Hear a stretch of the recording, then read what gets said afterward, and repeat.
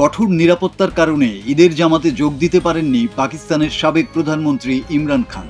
টানা তৃতীয়বারের মতো আদিয়ালা জেলেই ঈদ পালন করতে হচ্ছে পাকিস্তানের জনপ্রিয় এই রাজনীতিবিদকে। জেলখানার কেন্দ্রীয় মসজিদে যখন ঈদের জামাত অনুষ্ঠিত হচ্ছে, ইমরান খান তখন সেলে বন্দী। বিচারাধীন অন্য বন্দীরা এ সময় নামাজে অংশগ্রহণ করেন।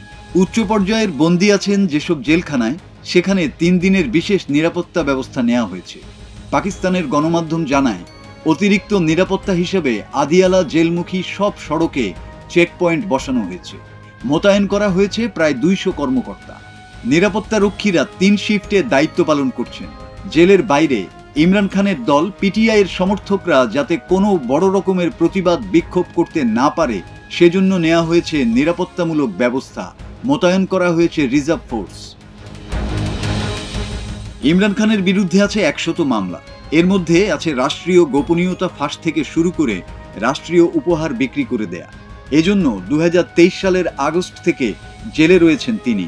তার স্ত্রী বুশরা বিবিও রয়েছেন জেলবন্দী।